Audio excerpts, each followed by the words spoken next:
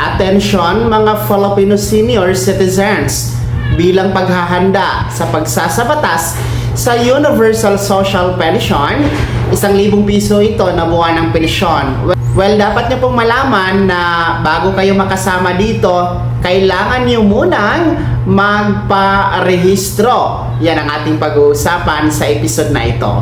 Hello mga ka-vlogs! Welcome sa aking YouTube channel at welcome sa ating official Facebook page. Saan ka man nanonood, kumusta po? Well, eto no, dahil nga puspusan ngayon ang development dito sa Universal Social Pension Bill na nasa Kamara pa lang, puspusan po ang sinasagawang follow-up para maisabatas ito. Nararapat din po mga senior citizens na kayo ay handa din kung sakali mang magiging batas na ang Universal Social Pension Bill. Well, dapat alam nyo kung paano makakasama dito. Kahit na para ito sa lahat kasi, no? Kahit na wala itong pinipili, pero meron pa ring requirements na dapat nyo pong magawa bago kayo mapasama sa 1,000 piso na buwan ng pensyon under the Universal Social Pension Bill. No?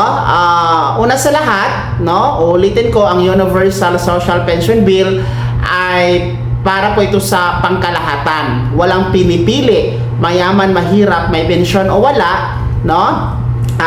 May pensyon sa SSS, GSIS or PIVA o wala, kasama po, no? It's either you are mahirap o mayaman, kasama, walang pipiliin talaga as long as 60 years old pataas ang edad, po pwede pong makasama. Well, kahit na walang pinipili, meron po tayong dapat magawa dito. Una, ayon po mismo sa NCSC, no, na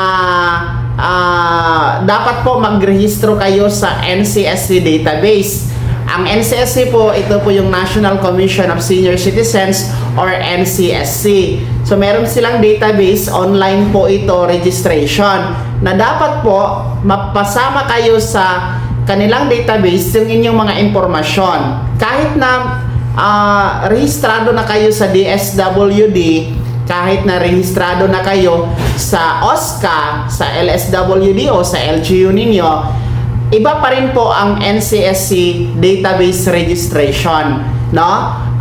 Meron kasing mga nadagdag na mga data na hinihingi sa NCSC database na wala po doon sa OSCA, nawala doon sa DSWD, nawala doon sa LSWDO. Kaya dapat talaga o required talaga na mag-register sa NCSC database. Well, para po magrehistro, i-type nyo lamang sa inyong Google o i-search nyo po ang website ng NCSC, ang www.ncsc.gov.ph. Tapos, mapupunta kayo sa kanyang portal, no, website yan ni NCSC. Makikita nyo dyan, meron na tayong nasa mahigit 9 milyon na nakarehistro as of to date.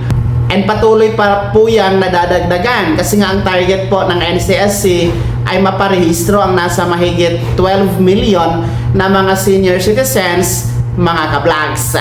Well, kung hindi pa nga kayo nakarehistro, pindutin nyo lamang yung register now, no?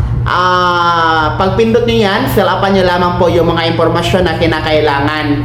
Tapos, bibigyan po kayo ng registration reference number or RRN at the end of your registration. Patunay po ang RRN na kayo ay successfully ay nakarehistro na sa database ng NCSC. Well, marami din po ang nagtatanong tungkol sa RRN kasi hindi na nila matandaan o nakalimutan na. Huwag kayong mag-alala. Wala po yung problema. Hindi yan nakaka-apekto sa inyong registration. Hindi po nawawala ang registration kahit nawala ang RRN o hindi nyo natanda. No? Wala yung problema, mga ka-vlogs, as long as successfully na ang inyong registration.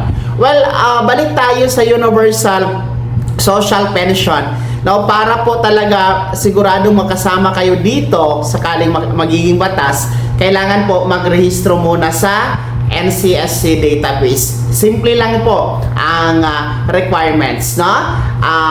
Una, 60 years old lang edad. Pangalawa, dapat nakarehistro sa NCSC database, no? Madali lang naman yan. Magpatulong na lang po kayo sa inyong mga anak, sa inyong mga kasama sa bahay, no, na i-rehistro kayo online, o di kayo naman po pumunta kayo sa OSCA office or sa NCSC regional office na nasa inyong lugar, no? Dahil libre po sila na nag-a-assist para kayo ay iparehistro. So, para makasama sa Universal Social Pension na 1,000 piso buwan ang pensyon, register now sa NCSC database. Kaya naman, sino sa inyo dito ang hindi pa rehistrado hanggang sa ngayon sa NCSC database? Ibahagi niyo po sa comment section na nasa baba. Maraming salamat sa pagtutok.